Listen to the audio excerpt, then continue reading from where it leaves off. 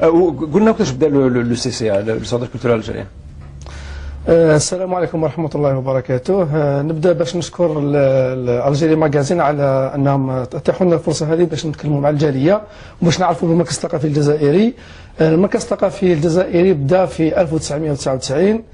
C'était en juillet, je pense le 9 juillet, voilà, c'était notre première activité. On a annoncé donc notre existence grâce à un pique-nique donc, qui a rassemblé environ 30 personnes avec les familles et tout. ومن فماك بدينا النشاطات تاعنا في المركز الثقافي الجزائري. اول نشاط بديناه هو مساعده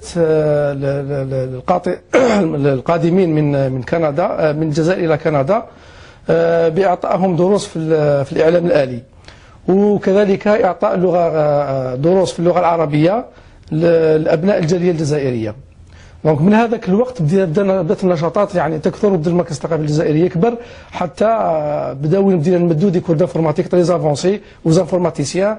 On a même donc donné d'autres activités, y compris les activités culturelles, sportives, scientifiques, etc. Donc l'école de fin de semaine, c'est quoi? كاين des cours de français ou d'anglais. كاين des cours d'arabe, donc pour les enfants, الناس اللي زادوا هنا ولادهم زادوا هنايا. وكاين les cours de soutien scolaire, comme par exemple les cours de soutien scolaire se donnent pas seulement dans le week-end. Donc كاين mercredi, ou كاين dimanche, ou كاين samedi. Donc ça c'est les 3 journées où on donne les cours de soutien scolaire. Donc les gens qui sont admis c'est entre 10 et 17 ans. Donc هذوما les gens les jeunes باش نعاونوا في المات الفيزيك et tout. Donc كاين 3 personnes qui sont disponibles à donner ces cours. En 2000 si je me rappelle bien. كان نعيم حمران qui est un ancien membre du CCA, un membre fondateur, qui m'a contacté, on parlait, حكى لي على الCCA, واش يدير الCCA et tout ça. قلت له ça m'intéresse, donc je voulais m'impliquer. نشفى تلاقيت مع السي أحمد محيجيبة, donc le premier président تاع le CCA, Lamine Kala et tout ça, et les autres membres تاع l'ancien conseil d'administration. حكيت لهم قلت لهم comment je pouvais aider. انا je suis un informaticien, donc développeur. C'était Java à l'époque, c'était un langage de programmation. Pour le buzz 2000. C'était un langage de buzz, donc à la mode et tout ça. Donc voilà, c'est ça ce que je pouvais, comment je pourrais m'impliquer, c'est en donnant des cours de programmation Java. Et j'ai commencé. Il y avait plusieurs rencontres en fait, pas une, c'était au début des années 99. Donc on se disait, on se rencontrait dans des cafés ou chez quelqu'un, et puis on se disait pourquoi pas faire quelque chose, un cadre organisé. On ne savait pas au début c'était quoi.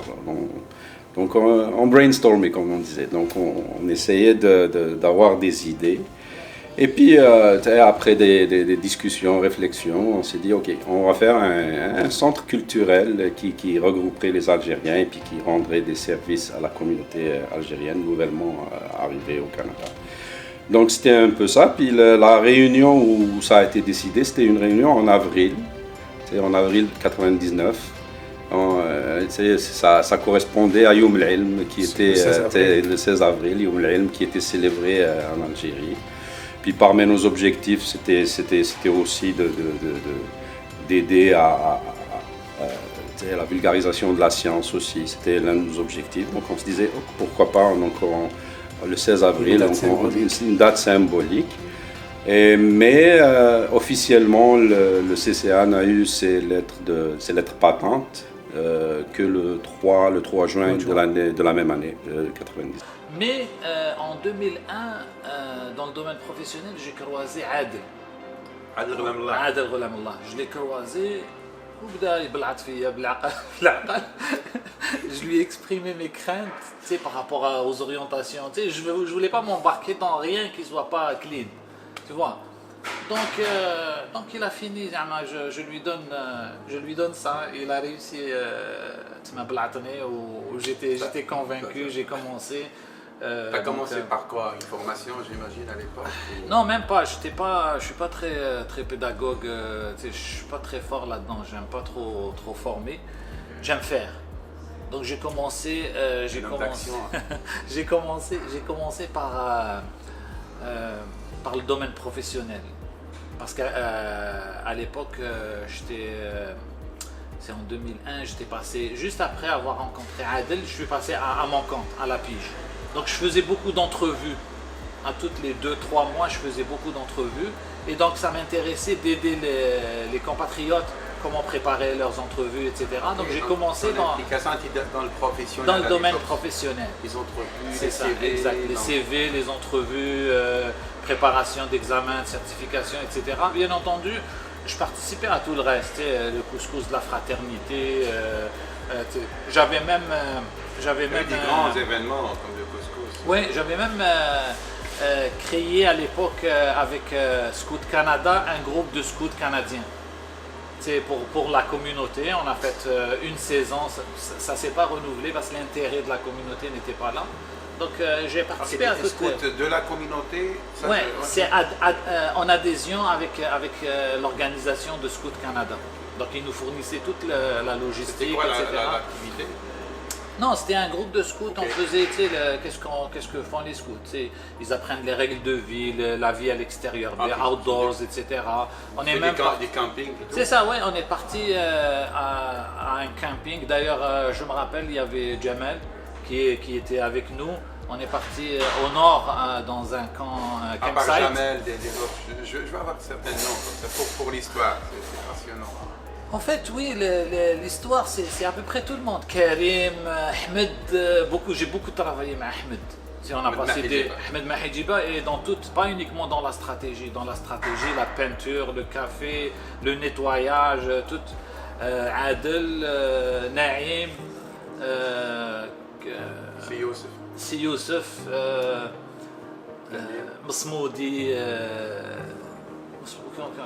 Hamou. Donc j'ai tout croisé, même des anciens. C'est ça, exact. La première vague. Non, moi j'étais pas fondateur. J'étais arrivé après. Les fondateurs, je pense, c'est plus Ahmed, Karim et même je pense il y a un qui était fondateur, mais c'est un ami intime. Kamel Ridouh, qui est en ce moment aux États-Unis. Qu'on salue. Non, c'est ça, exact. Kamel Ridouh, je pense, il était en Californie, il est rendu au Texas. Ok. Est-ce qu'il y a d'autres fondateurs qu'on ne connaît pas? Parce que honnêtement, ça serait plus Ahmed Karim qui. Mais celui-là, je me rappelle, il était vraiment là, son nom. Donc ça a été créé en 99 grâce à un groupe d'Algériens. Parce que dans les années 90, le flux migratoire algérien commence à être très important. Et le premier souci donc, des immigrants à l'époque, c'était l'emploi. Donc la raison principale, en fait, c'est pas lié directement à la culture, mais beaucoup plus à l'intégration socio-professionnelle des Algériens. Parce que les gens, quand ils viennent, ils commencent à éprouver certaines difficultés en termes d'intégration. Donc nous avons songé à créer le centre et pour fournir des formations mises à niveau donc, aux gens qui viennent donc, au Canada et surtout aussi pour les accompagner à trouver un emploi. La création du CCA est venue d'un besoin dans un contexte très particulier. En 1999, la fin des années 90, où il y a eu une forte vague d'immigration au Canada, de la communauté algérienne. Avant la création du CCA, les immigrants qui arrivaient ici au Canada et à Montréal en particulier se rendaient des services les uns les autres et puis avaient quand même des réseaux de connaissances. L'information passait comme ça et puis les gens qui arrivaient ici se faisaient aider par un tel de façon spontanée, bouche à oreille, des trucs comme ça. Donc nous, quand on est arrivé, c'était la même chose. On est passé par les mêmes problèmes que vivaient les immigrants, les nouveaux immigrants. Donc on s'est dit, avec un groupe d'amis, de nouveaux immigrants, on s'est dit pourquoi pas faire une association. On rend des services de toute façon. Un ami nous appelle pour recommander un ami. On le fait de toute façon. Pourquoi on ne le ferait pas dans un cadre organisé qui toucherait beaucoup plus de monde et donc ce serait une véritable institution à travers laquelle on toucherait plus d'immigrants qui arrivent ici et on rendrait plus de services. Donc c'était ça l'idée initiale. Et donc c'est commencé comme ça.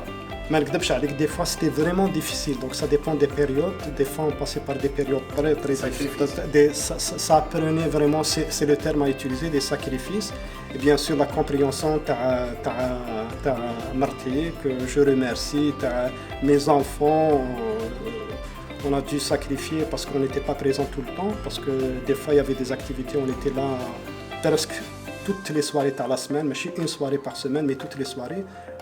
On avait pas mal de projets comme Vue d'Algérie, on faisait le souper bénéfice, l'accueil Bono, on a fait des conférences, on avait avec le ministère d'immigration sur l'intégration, il y avait plein, à certains moments, le CCA c'était vraiment les activités, presque chaque semaine il y avait 2-3 activités, donc ça demandait beaucoup d'efforts. Ça demande, c'est sûr que ça demande un sacrifice, ça demande un engagement. Et ce que je pourrais dire aussi, c'est que des fois les gens disent comment ça se fait que certaines personnes ils vont s'engager, d'autres non, c'est que il faudrait il s'implique. Quand il va s'impliquer, il va trouver la motivation. Ça prenait de l'engagement parce que on voyait ça comme un travail de longue haleine, donc il fallait que les gens s'engagent à œuvrer pour l'association, dans la continuité bien sûr. Donc l'engagement, c'était quelque chose qui était recherché. Et aussi la confiance. Parce que le contexte des années 90, comme vous devez le savoir, c'était un peu un contexte assez agité en Algérie. Il y avait au sein de la communauté cible beaucoup de méfiance. Et les gens qui venaient en général, ils disaient on est là pour oublier ce qu'on a vécu en Algérie, on est là pour tourner la page, on est là pour s'éloigner un peu de tout ce mouvement qui existait en Algérie. Et puis là, le principal défi, c'était de rétablir cette confiance et de redorer un peu l'image de l'Algérie et des Algériennes. Que ce soit au sein de la communauté elle-même ou au sein de la communauté d'accueil. Donc c'était un peu ça les gros défis de l'association au début. Et puis bien sûr il y avait aussi les problèmes financiers, c'est-à-dire comment, le local et tout ça. C'est ça, comment payer le local, on payait de nos poches au début, c'est-à-dire on avait des cotisations. Personnellement, c'est moi qui a donné le premier ordinateur que le CCA a utilisé pour commencer. Donc j'ai ramené mon ordinateur de chez moi, puis je l'ai offert au CCA pour commencer, pour débuter son activité. Le premier défi, c'est l'engagement des bénévoles. Comment essayer de trouver les bénévoles pour continuer la relève et continuer à fournir les services à l'CCA. Et l'autre chose, je pense, c'est que on s'est adapté aux besoins de la communauté. Donc les conférences, quand je fais les conférences, les formations de l'CCA à travers le temps, ils ont évolué à travers le temps. Un exemple, j'étais pas mal impliqué au niveau des formations. On donnait beaucoup de formations techniques, mais à un certain moment, on a changé. On est devenu plus des formations un peu moins techniques. On était plus l'informatique, donc on est allé voir les domaines de génie civil, descendance par ordinateur, développement personnel, gestion de projet. Donc on s'est adapté selon les besoins de l'ECCA. Un exemple, les formations, mais il y a aussi en termes d'activités, de conférences qui touchent les différents thèmes. Premièrement, l'évaluation, je pense que c'est... je ne suis pas le seul à le dire.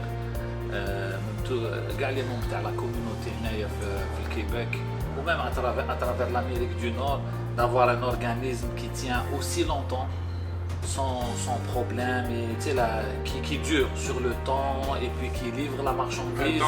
C'est ça, exact. Et puis son utilité, elle est là. C'est pas un club social. C'est pas un club.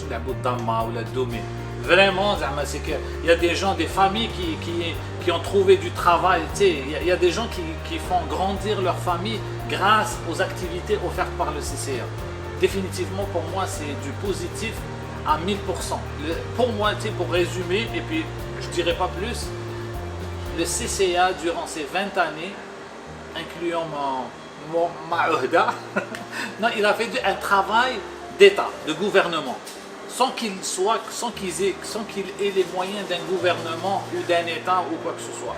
il a fait du travail d'un gouvernement avec tout le professionnalisme, toute l'éthique, toute la démocratie, toute la morale que ça prend. Pour moi, on peut, quelqu'un par exemple comme Ahmed qui peut écrire sur le CCA, on peut le transposer, voilà. Un roadmap pour un ministère, par exemple. Un projet qui a réussi, qui a duré, qui a enduré. Exact. Donc c'est notre responsabilité d'avoir un certain engagement civil, un engagement communautaire, au niveau des organismes comme le CCA, mais aussi d'autres organismes. Moi, mon souhait, c'est que l'avenir du CCA s'inscrive dans la pérennité. Il faut que le CCA vive. Continue à vivre, continue à donner des services, continue à aider, continue à améliorer l'image de l'Algérien au sein de la communauté, puis continue à bâtir des liens entre la société d'accueil et la communauté algérienne. C'est sûr que le flambeau va aller aux jeunes, il faut que les jeunes s'impliquent de plus en plus. Nous avons besoin de relève, nous avons besoin de bénévoles qui vont continuer la mission du CCA. Et il faut que le CCA continue à faire ce qu'il fait le mieux, c'est-à-dire bâtir des ponts entre les personnes, bâtir des ponts entre les communautés, servir. Et c'est certain que les défis sont de plus en plus grands pour la deuxième génération et même la troisième génération. Et même les objectifs du CCA doivent évoluer parce que le CCA d'il y a 20 ans, il avait une certaine clientèle. Le CCA d'aujourd'hui a un autre type de clientèle. Puis dans 15 ou 20 ans, il aura encore un autre type de clientèle. Dans d'autres défis, donc il faut beaucoup d'adaptation. Mon rêve, c'est de voir un jeune, et que je dis jeune, ça peut aller, on enlève juste ma génération. Qui est la mienne aussi. Non, toi tu es inclus, disons de 45 en bas. Mais plus il est jeune, plus ça me ferait plaisir de voir un jeune prendre le lead, pas comme participant, prendre le lead du CCA parce qu'au fond, la clientèle du CCA, elle est de plus en plus jeune. Il faut que les gens qui leadent le CCA, qui comprennent c'est quoi les besoins, etc. C'est sûr que le CCA a rendu beaucoup de services à la communauté, ne serait-ce que l'aide à la recherche d'emploi, l'orientation pour tout ce qui est devoirs et puis au sein de la communauté. S'intégrer au sein de la communauté, puis connaître c'est quoi les lois du pays, donner des formations de mise à niveau pour les nouveaux arrivants pour qu'ils puissent intégrer le marché du travail, aider les étudiants à choisir leur domaine de formation pour qu'ils aboutissent au marché de l'emploi. Il y a beaucoup de réalisations. On était comme un pôle de rencontres, de réseautage des familles, des individus. Mais pour moi, la principale réalisation du CCA, symboliquement, c'était d'être resté ouvert 7 jours semaine, toute l'année, pendant 20 ans. Pour moi, c'est ça la plus grande réalisation du CCA. Et pour arriver à ça, ça prend beaucoup d'engagement, beaucoup de sacrifices. Et je pense que ça, c'est pas mesurable. C'est la première association d'ailleurs dans toutes les communautés culturelles à Montréal qui a initié une activité extraordinaire, ce qu'on appelle le couscous de la fraternité algéro-québécoise. C'est une activité, c'est du couscous qui est préparé par des familles algériennes et nous offrons ça son domicile fixe. C'est vraiment la frange pauvre de la société canadienne. C'est à peu près 500 repas. Donc on l'offre donc à ces gens-là. Et cet événement est donc couvert donc, par les médias locaux, etc. Ce qui pousse les gens c'est-à-dire le message qu'on veut passer à travers cette activité, c'est nous sommes là pas seulement pour prendre, mais aussi pour donner. Après l'implication TAI, je suis devenu responsable dans le comité de communication et on a créé à l'époque le journal L'Élan. Donc c'était un des rares journaux communautaires, L'Élan. Donc j'étais le responsable du journal. Bleu d'Algérie, c'est une autre activité culturelle qui suppose que ça doit être destiné donc, aux Canadiens pour qu'ils connaissent donc, la culture algérienne. C'est une journée qui s'étend de midi jusqu'à 21h où toutes les facettes culturelles algériennes seront exposées. Donc l'histoire, tout sera exposé dans cette journée et on invite les Canadiens à découvrir l'Algérie à travers cette journée-là. Aussi contribué à un grand projet ici pendant le séisme qui a frappé l'Algérie en 2003. Donc nous avons contribué presque à plus de 40% à la réalisation de la cité de l'enfance à Zemouri, donc, qui est déjà donc, achevée. Notre réussite, il ne faudrait pas qu'on la voie juste d'un point de vue professionnel, personnel, mais aussi en termes de communauté et de société. Citoyen aussi engagé dans sa société. C'est certain que j'ai donné au CCA, mais en retour, j'en ai beaucoup reçu. Le bénévolat, comme vous le savez, nous apporte beaucoup.